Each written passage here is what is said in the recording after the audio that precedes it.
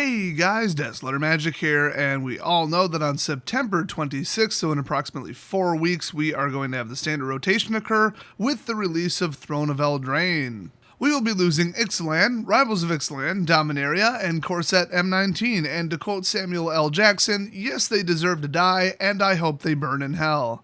Sorry about the slight hum in the background of this video, by the way. It's really hot in here, and I've got my AC running, and I'm not going to shut it off.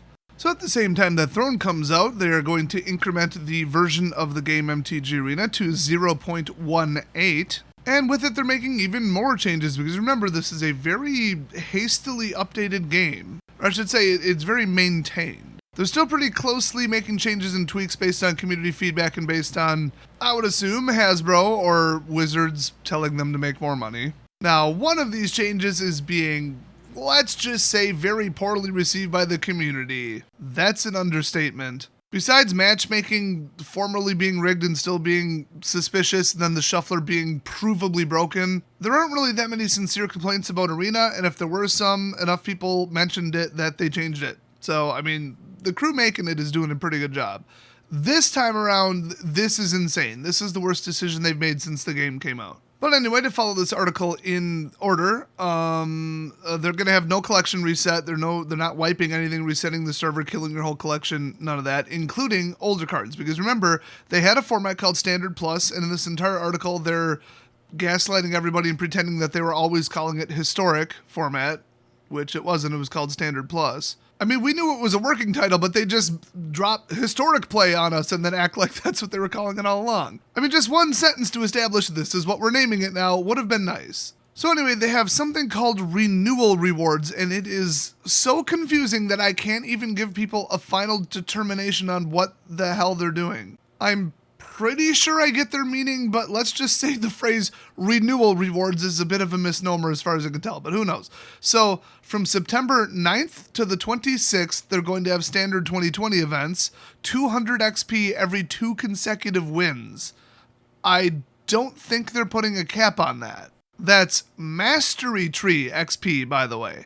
And I mean, I suspect they are putting a cap on it, they're just not saying it. But I think they mentioned in their video it's going to be like post-rotation cards, but you're going to be playing it pre-rotation and without Throne. So 4 sets legal, if I'm not mistaken, instead of 5, which that has to be better. I mean, as soon as you cross over 6 sets being legal and go into 7, it's a disaster every single time. So 4 sounds great. I don't want to rebuild all my decks a month early, but I mean, I like XP, so whatever. Then, starting on September 26th, at your first login, it sounds like everybody, no matter what, gets 10 rare ICRs, or individual card rewards, and they're randomized, and they will be the standard 2020 cards, so they could be from the 4 sets that are legal, like now, that are staying, or the new set Throne. So, theoretically, if it's, all things being equal, and remember, ICRs can be repeats, so besides the size of the set being a factor, it should be even odds. You've got a 20% chance of each one of these cards being from the new set, which means 2 of them should be from Throne. Yay! I mean, still, it's 10 free wild cards. I mean, it's like opening 10 free packs, but without the commons, uncommons, or mythics. And then the graphic contradicts what they said in the paragraph. So I think I know what they mean here. So they're saying that there's going to be a new Mastery Pass, obviously, because this current one is ending, because we're 90 days into it, or 91, or whatever it is, or we will be at that point. So without Renewal Rewards, which I assume means without renewing your, what is it called? Mastery Pass? I'm just going to keep calling it a Battle Pass, because that's what it is. Without renewing it, you can get in the first 25 levels, so 1 through 25 alone, 12 Throne of Eldraine packs. Not bad, because remember, you can get, I think, about 1,000 XP a day, so like almost every other day a free pack. That's cool. And then 2 Mastery Orbs. Cool. Then they say with Renewal Rewards, you will get 14 Throne of Eldraine packs, 2 Mastery Orbs, 4 standard packs from Guilds of Ravnica, RNA, War, and M20, and then 10 uncommon individual card rewards. So they didn't get too nuts with it. I think there will probably be a new pet or some kind of new sleeves and all that stuff on top of it, but they aren't saying that. So it's either past level 25, and they're just phrasing it that way on purpose to make it look like, oh, well, I don't really need the pass. And then they're going to tempt you with all the crazy unique stuff later. Or there is a giant amount of stuff you get at level 1, like free, an avatar this time, and I think card sleeves. And they're just excluding it from this list because? That would be kind of purposely misleading, but I guess from the look of it, it looks like, wow, I really don't need the Mastery Pass. But you might think, well, Renewal Reward, oh, so you had to have had the pass before. It would seem logical that they would name it that. But the disclaimer on the bottom says, must have logged into MTG Arena before September 26th to be eligible for Renewal Rewards. Oh, so you just have to be a returning player. So it should be called Returning Player Ongoing Player Rewards, not Renewal. Because Renewal implies that you're renewing something. So if you look at it that way, the Renewal Rewards are just, oh, I'm an existing player, cool, I get extra stuff. And then they're actually not telling us anything about the new Battle Pass at all. That's the way I'm thinking, but then, like I said, if you look at just the title, oh, Renewal, okay, I get it, you get the Battle Pass. But I mean, one of the paragraphs below says, players who've logged into MTG Arena prior to September 26 will also have a special renewal gift waiting for them, 10 rare or higher rare or higher. Oh, that would have been nice to know on the graphic above. So rare or mythic individual card rewards from the standard 2020 sets, including Throne of Eldraine. A new set release also means new set mastery, and our renewal gift extends to this as well. So now they make it sound like to get the bonus stuff, you do need to renew the mastery pass thing. You see why I'm confused? They keep contradicting themselves. Just wait till you hear the last sentence in this paragraph if you think you got it solved, because you don't. We'll be adding additional rewards to the first 25 levels in the form of uncommon ICRs and booster packs, and these additional rewards will be available to all renewal gift recipients. No mastery pass required. Now remember, that is the sentence right after they said, a new set release also means a new set mastery, and our renewal gift extends to this as well. So what I'm guessing is they're literally referring to the mastery timeline itself, not the enhanced one you get with the pass. I guess that's the only thing that makes this whole thing come together, otherwise it seems like a giant contradiction. So I'm like 75% sure that's what they mean, so I think all the 10 extra uncommons and stuff, you just have to be an existing player. I mean, they literally ended the paragraph with no mastery pass required. Then they reiterate, these renewal gifts are only available for players who have logged in prior to September 26th to help kickstart the new standard collection. We're not joking when we say now is a great time to play or better than whatever, I don't care. They lost my interest like a quarter of the way through that sentence. It's a great time to play because shit's rotating and standard's toxic right now. There you go. There's your free marketing point right there, Wizards. Stay on message with that one. You'll go real far. Feel free to use it. So then they move on to the last part, historic. When we first started talking about rotation and renewal, we also introduced our plans for Magic the Gathering Arena's non-rotating format, historic. Okay, once again, I am 99% sure they called it Standard Plus up until literally today. But okay, pretend you called it historic this whole time. Which, I mean, I wouldn't be doing my job if I didn't mention, there's already something in Magic called historic. It was the mechanic in Dominaria. It means, what, legendary artifact or planeswalker? Is that what it was? I don't remember. Nobody remembers what the hell historic is. But it was a thing, it already exists, and now people are going to be confused, because you're calling it now, oh, a historic card. Well, which one do you mean? I mean, they'll leave cards in Dominaria legal. In fact, the whole set will still be legal in this format, and then cards in Dominaria will refer to historic cards, and you'll think, oh, they must be referring to cards that are from this new historic list. Nope. Wonderful. So they're saying after considering some player feedback, we went back to the drawing board and decided on some core criteria for our non-rotating format, historic. So they want it to be distinct from other constructed formats, namely standard. Well, it won't be. You just take all the standard decks that are good right now and make them slightly more powerful and disgusting. That's what happens when you take a former standard meta, snapshot it as is, and then add a couple cards to it. I mean, I could have told you that way ahead of time. So, no, it will absolutely not be distinct from any other constructed formats until years from now. 2, there should be some competitive aspect to it, like ranking. And then 3, they need to find a balance for the long-term health of MTG Arena. Well, anybody who joins 8 years from now will be so far behind they won't touch it. I can tell you that right now. This whole historic thing is just an absolute BS cover to make people feel better about losing 50% of their collection. I mean, you already don't own anything. You don't own any of the cards. You can't trade them, but according to the terms, even in MTGO, you don't own those cards. Even though you can sell them for cash, you still don't own them. But on Arena, it's worse, like I said, so they really don't want to remind you every year that you really don't own anything and you really spent your money on cards that just vaporize like Thanos snapped and half your collection died. So they're just like, cool, let's reinvent Frontier, but start it at, I don't know, what is it, Ixalan? There are talks to bring Amonkhet back. Let's just put it that way. You know, since the sets since then are already programmed into Arena. Oh, guys, I just miss Scarab God and Torrential Gear Hulk so much. I hope they bring them back. So, how do we do this? How do we make it fair for new players to jump in? Blah, blah, blah, blah, blah. Well, we put a lot of thought into these questions, and we're excited to share the changes we've made. And this is where it goes so far off the rails, I think it crashed into a Walmart. Train analogies are fun. Then the next heading, I'm not kidding, is new cards, comma, who dis? Who wrote dis is my question. Okay, on this channel, I actively try not to sound as like ghetto hood as but Wizards is taking another route with it, apparently. So they say, bullet point number 1, how can Historic provide a fun, unique digital experience that didn't just feel like old standard? Well, it won't. So they say, well, the answer is add new cards to Historic.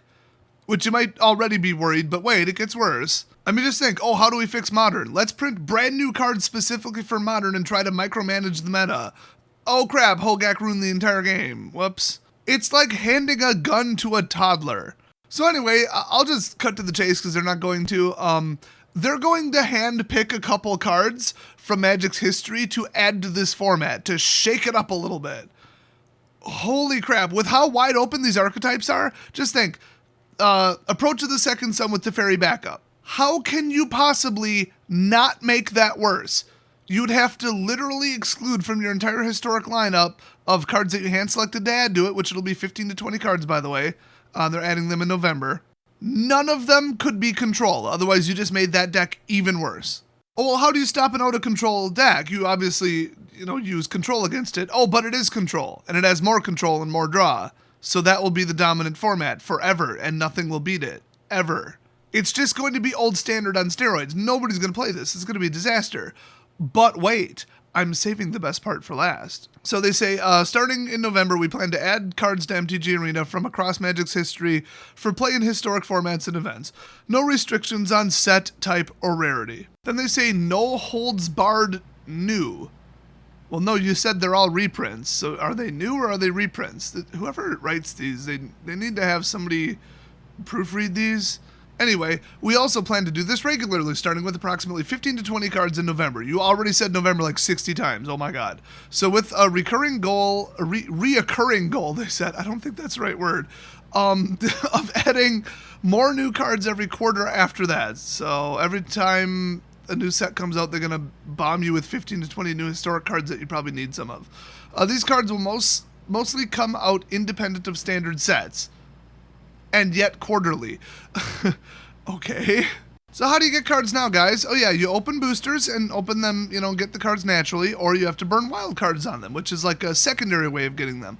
If you're going to grab some random card from Theros or like Ice Age or something and then add it to the game, well, you're not going to open an Ice Age booster, and it sounds like they're not going to sell Historic boosters, nor let you buy them with coins, although I suspect that's subject to change. So how do you get these? Well, you have to spend wild cards on them. The only way to get these 15 to 20 cards is to spend wild cards on them. And if they're worth reprinting, they're going to be probably, rare or mythic. I think I own 170 uncommon wild cards, so let's just say I'm not unique in that, and I mostly play the game for free. I think I gave them $25 over like a year. And 20 of that was to take advantage of the exploit where it would give you nothing but mythics. So yeah, if it takes a couple uncommon wild cards to unlock some of these cards, I don't care. But are you ready for this? In order to unlock one Historic card, you need 2 wild cards of matching rarity. And that, my friends, is when the entire internet absolutely lost their damn minds. I didn't even check Reddit over this. I don't need to. I heard how the Twitch chat went down and the mods were banning anybody even asking a question about this. They mentioned it once and then said, we'll come back to it. And from what I heard, they never did on the live stream. They never came back to it. They just said it and they know people are going to be pissed. And then they're just like, we can't do this.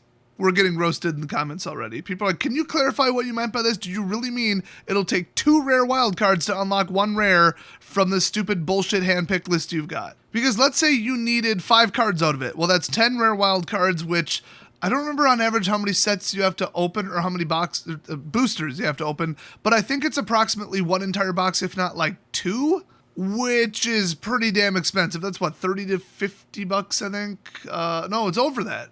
It's over that. I remember it being like $1.10 a booster. I don't know. I don't want to rerun the math, but let's just say it's really damn expensive to pick up these singles. So wait a minute. What did Wizards just do? They made a more powerful, bigger card pool format. In addition to standard, they put it on their new digital platform and it costs more to play it. They've just reinvented literally every other format. Well, Pauper is cheaper if you do it right, but otherwise Commander costs more, Legacy costs more, Vintage costs more, and Modern costs more. So they're like, hey, what can we do to make Arena cost more? Oh yeah, invent basically a new Modern but with a different starting point and just make it cost more. Oh, get on your monocles, everyone, because if you play Historic, you've got money, apparently, because that's the expensive format that only the pros play. Yep, heard that one before. So I currently spend 0 on the game, but guys, I am not willing to double that amount. In order to play Historic, damn it, 2 times 0 is just too damn high. You know what I mean. But also, they clearly determined that the game is in a very drastic state. I don't know if you guys noticed it or not, but all the really heavy players, the people who are way into Magic, don't need more wild cards. I mean, a set came out, you redeem a couple, rebuild your deck, and keep on playing. Nothing really changed in the standard meta that much in like the last couple sets. If you're lucky, half your decks just record an upgrade or a little tweak or a color change, and that's it. Very minor, not rebuilding a deck from scratch. So they looked at the amount of wildcards that people are sitting on who are playing for free or close to it, and they're like, we need another sink. We need a wildcard sink. We need to get these wildcards out of people's hands. How do we do it? Well, what are you going to do? Expire them? People would riot. So they're just going to try to trick you into spending them 2 at a time on a different format. So if you get bored with the absolutely miserable state of standard that I'm sure will show up in the future because Wizards won't ban anything, well, then you can go play this other format because maybe that's more fun, or do you have a different deck idea, or you just like the mechanics from Ixalan? Oh, but you want to get in on that, it's going to cost you double because you need double the wild cards, sorry. Now, the other thing that I don't think they addressed anywhere in this article is what the hell are you going to do about getting the old cards? Like, yeah, they've got these super old cards from, we'll just say, Urza's Saga. I mean, I don't know. Who knows what the hell they're going to pick? And if they get greedy enough, it will be Black Lotus. Yeah, throw that in standard and see what happens. Great idea, guys. But, you know, that kind of power level, you never know. They could throw Mana Vault in. Who knows? The reserve list does not include digital platforms, just in case you didn't know that. But anyway, yeah, okay, cool, you got to burn wildcards on that, but what if you want to build an Ixalan heavy deck? Are they still going to actually let people buy Ixalan boosters? And that's why people, like I said, 2, 3, 4, 5 years from now are going to be so far behind. You'd have to burn wild cards on the historic cards 2 to 1, and then for the older cards, like let's say you need a common, uncommon, rare, whatever from Ixalan. Well, now you have to either open Ixalan boosters, which if you own 0 cards from Ixalan, that is an inefficient way to get the cards. You're just gonna have to burn wild cards on that, which means you gotta over-open the sets from the new one that you might not want, and then you complete it, and then you start getting weird boosters where you get like some gems but some not, and then it goes to your vault, and it's a mess. It basically just doesn't work. So this is a very short-term money grab. I don't think it'll be fun. I don't think it'll work. And then, like I said, they have another format to manage, mismanage, micromanage, whatever. Whatever they're going to do, they're not going to run it right. It's just, remember Brawl? Brawl died because they refused to ban stuff quick enough and react quick enough. There was like 2 decks you could play. They were unstoppable. They banned the Spyglass and Daral or Baral or whoever the hell he is. Daryl, I don't know. Yeah, they banned him about a month and a half after he became a problem and everybody had already quit. People are so sick of net decking assholes running overpowered tier 1 shit. You need to get rid of it very shortly after it comes up. I hate when Wizards make stupid knee-jerk overreactions, but in some cases, you don't have a choice. You have to look at something and within a day say, yes, this is crossing the line that we have made. This, just according to our benchmarks, is too good. Pull the band-aid off, man it. Anyone who built it knows that that deck was too powerful, they were floating way too close to the sun, and they risked banning it. They should build something fun and competitive, not tier 1 and obsessively competitive, where they have to win.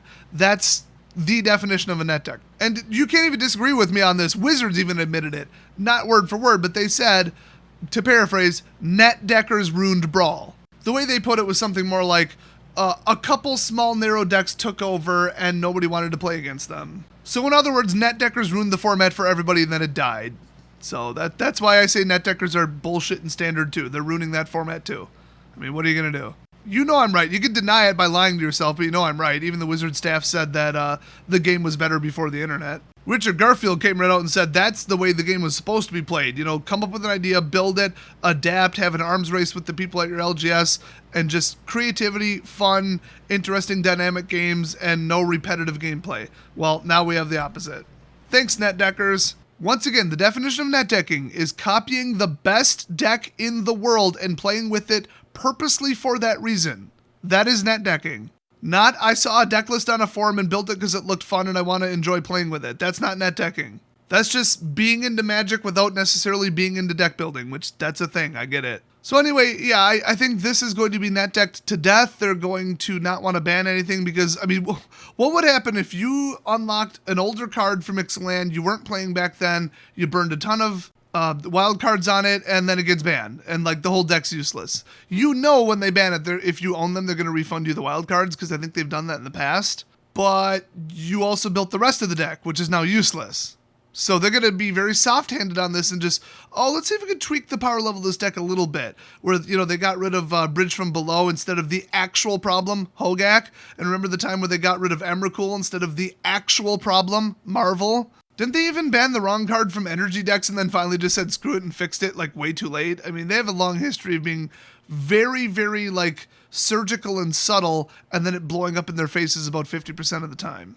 So if they take that approach because they don't want to piss people off and make them waste their money in wild cards, well, then everybody's leaving because the format will just be like a 2-deck, 3-deck format where you play one of those or lose and it's just boring mirror matches and everybody hates it and everybody leaves. It'll be Brawl 2.0. So that's what I think of Historic, but the whole thing about it's going to take 2 to redeem 1 is bullshit. They even said to give players some lead time on the transition, we're not going to make this change until November, giving players time to craft any Historic cards at the current 1-to-1 rate.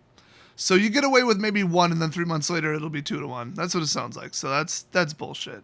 Then they go on to say something that I don't fully understand. They say, and while Historic sets are currently still available for purchase in the store. Okay, so now you don't mean the 15 to 20 historic cards that you titled historic cards. You mean like Ixalan, right? Because your naming is a little off, Wizards. But anyway, I assume that's what they're talking about is because they say, to reiterate, while historic sets are currently still available for purchase in the store, we plan to limit historic sets to the 45-pack bundle. Historically, no pun intended. Ha ha ha. Hey, I get it. It's the dumbest name ever. They actually wrote, literally, no pun intended. I'm not kidding. They wrote that.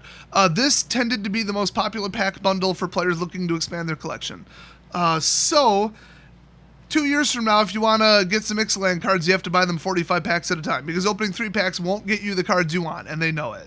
But that's going to be expensive as hell. So they didn't say it in this article, but it would be insane if they didn't make them bare minimum 50% off. Because you can only play those in 50% of the formats. Like if you buy a Throne of Eldraine booster, you can play them in standard or historic format. If you buy Ixalan, you can only play it in historic. So if it's still like $1 something a pack, that would be insane. So if they just let people catch up for half the price, cool. But look at how many sets are cycling out. So let's fast forward 2 years. I mean, what'll that even be at that point? Like 12 or 14 sets that you would need cards from all of them to build a historic deck in theory? Which bundle of 45 do you buy? You'd have to buy 45 from Ixalan, 45 from Rivals, 45 from Dominaria, 45 from M19, and onward for the next 4, then the next 4, then the next 4, then the next 4. Or just say screw it open, whatever you want, and then get wild cards and just build the deck with all wild cards, which is obviously what they want. So it's actually slightly worse than MTGO, because on MTGO, at least you can just go buy the damn cards. You can just trade tickets for singles and call it a day. So this format is going to be a cash grab and a disaster. It's going to be mismanaged and terrible to play. I mean, I can't imagine that anything else would happen. I've seen this before. I know it's going to happen. They know it's going to happen. They just hope that they pocket a ton of money before it all collapses. And they'll never get rid of it. They'll just be like, oh, wow, this isn't as popular as we thought. And then they'll throw tournaments with giant prizes to lure people back in. I mean, they have a contingency for everything. Trust me. They're very crafty, and they try to play the good guy, make themselves look so pro-consumer, and with a lot of stuff they are, but with a lot of stuff they aren't. And this 2-to-1 crap, oh, they're never going to live it down. They're going to have to make it 1-to-1. And honestly, like I said, for historic cards, as in not Ixalan and Rix and all that, I'm talking the singles that they're adding from even older sets. They are only playable in historic, not standard, whereas if I redeem a card in standard, it's for standard. Logically and for fairness, it should technically cost half of a wild card to redeem one of them. Or if you really wanted to promote the format and make people happy with it and launch it well, make them free. Whatever 15 to 20 cards you add in November to the extended format or historic, whatever the hell they're calling it, Frontier 2.0, nickname it whatever you want, that format, the 15 to 20 cards that they're adding from even older sets, you should just get them. You should just get access to them, period. Done. Because remember, you still got to build the rest of the deck. So that would be the whole, like, the hook. That would be the, oh, I'm getting this for free. Wonderful. Oh, but then I got to do the rest. But I'm getting these for free. And, like, look how much this costs in paper. Oh, my gosh, I get these for free. So, yeah, my outlook on this is bad. And everybody seems to be echoing what I'm saying. They're comparing it to the same things that I am. It's going to fall flat on its face. I wouldn't get fooled by it. And I wouldn't jump into it with 2 feet. You know, I would kind of tap the water with your toe first, see how it goes before you dump too many wild cards and effort into deck building in it. And, I mean, I guess the only other thing I can add is they said they're going to have a historic event that's also Pauper and Singleton. That's kind of cool. That'll be after November 2019. And then quarterly they'll have additional cards added historic. Like I said, a special historic event focused on the addition of new cards. So, like, maybe you can earn them or get alternates or something, you know. The special whoop-de-doo cards, I forget what they're called, who cares. And then they're going to have ranked historic play because duh, I don't know why they're reiterating that. But that's all the details we have right now. So it sounds terrible, it will be terrible, and that's fine, I don't care because I'll be playing standard. So hopefully I'll do the same. So thanks for watching, and I'll see you guys next video.